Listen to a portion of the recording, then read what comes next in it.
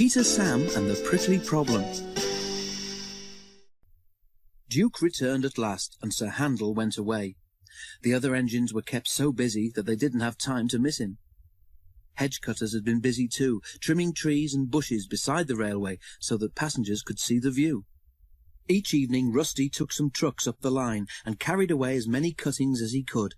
But he could manage only a few at a time, and as fast as he moved the cuttings, more took their place.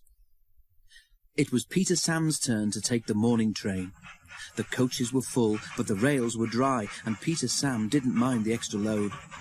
He puffed happily along until, just beyond the tunnel, he found that, in the night, a high wind had blown hedge cuttings across the rails.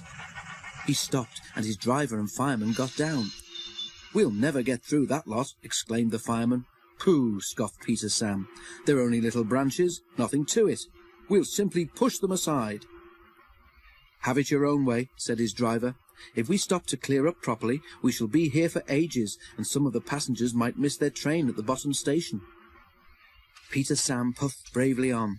He went carefully at first, and the branches slid aside easily. Then came a stretch where the cuttings were brambles. Peter Sam began to regret his boasting. Not only were the thorns prickly, but they caught in each other, and the branches stayed firmly put. "Ouch!" exclaimed Peter Sam suddenly, and stopped. "I can't move," he complained. The fireman looked. "It's no good," he said at last. "You've got brambles caught in your valve gear, and steam can't get into your cylinders. We shall have to cut you out." Peter Sam shuddered. He shut his eyes and prepared for the worst. The fireman pulled on thick gloves. Then, while he tried to clear what he could, the driver went to ask the guard if he had a knife.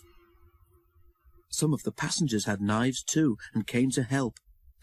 But even then the job took longer than expected, and by the time Peter Sam was free, there was no hope of getting the passengers round the lake and back before James's train left.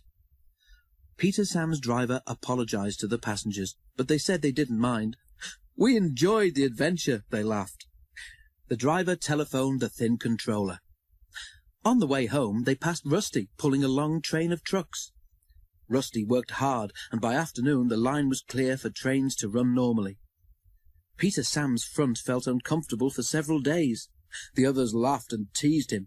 "Take a snowplough next time," they suggested, and they kept asking if he had a sharp knife in his cab. At last Skarloey told them to stop. "I really can't think what all the fuss is for," remarked Duncan innocently. "They were only little branches after all. Nothing to get prickly about, surely."